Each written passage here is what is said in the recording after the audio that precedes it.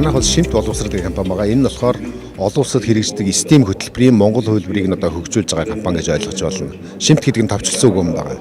Шинжлэх ухаан, инженерчил, математик, технологи гэсэн ийм үгний товчлол байгаа. Тэгэхээр энэ саяны хэлдэг энэ шимт талын мэдлэг чадварыг, хандлагыг төлөвшүүлдэг ийм хөтөлбөр гэж ойлгож болно.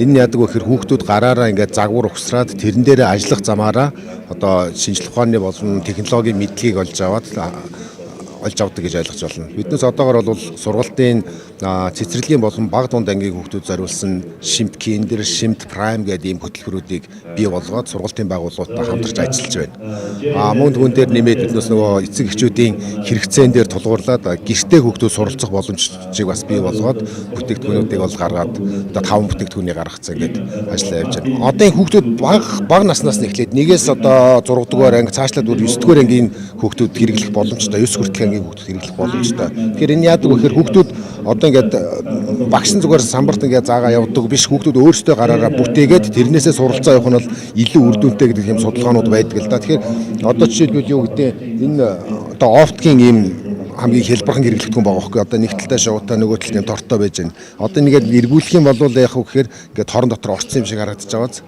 Тэгэхээр энэ нь юу вэ гэхээр хүний одоо нүдний харааны онцлогтой холбоотой. Ингээд хурдан ирэх юм бол хүн одоо тэрийг ялгаж чаддаггүй ингээ хөдөлгөөнтэй юм шиг давхцуулж харддаг юм байна.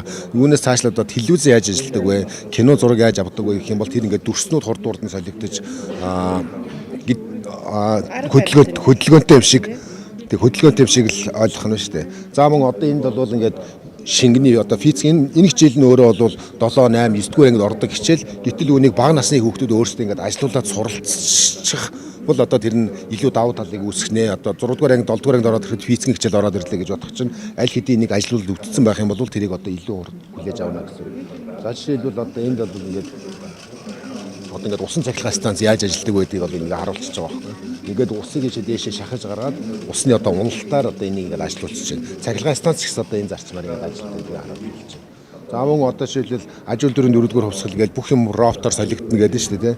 Тэгэхээр тэр робот гэдэг нь юу юм гэхээр маш олон моторуудыг одоо уялдаатай ажиллуулж одоо сурах хэрэгтэй болоод байгаа байхгүй. Тэгэхээр тэр мотор гэдэг чинь юу юм бэхээр одоо жишээл хамгийн их хэлбэрх нь бол ингээд хоёр моторыг одоо удирдах байгаа байхгүй.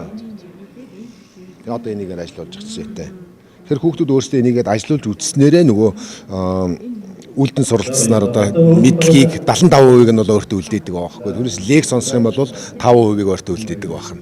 Монгол хүмүүс зориулсан одоо хөтөлбөр гаргаад арга зүйг нь одоо гаргаад арга зүй нь ямар байх вэ гэхээр одоо биднээс өөрсдөө зохиосныг 6D-с алхамтай хүүхдүүдийн сонирхлыг нь татах хэрэгтэй байна, төсөөлөл бий болгох хэрэгтэй байна, нээлт хийх хэрэгтэй, хичээл болгон дээрээ нээлт хийх хэрэгтэй байна. За мөн тэрийг одоо шинээр санаачлах хэрэгтэй байна. За энэ явцдаа бол нөгөө 21-р зууны хүүхдүүдэд шаардлагатай гэдэг ур чадваруудыг хөгжүүлэх хэрэгтэй бол байна. Тэр нь одоо бүтээлч чадвар, тунгаан бодох чадвар, за мөн харилцааны чадвар, багаар ажиллах чадвар гэдэг. Энэ бүтээлийг хийх болгондоо хүүхдүүд багаар ажиллаж, хоорондоо ингээд чөлөөтэй ярилцаж, ингээд бүтээлээ хийж ингэж явдаг юм арга зүйг бол биднээс боловсруулсан.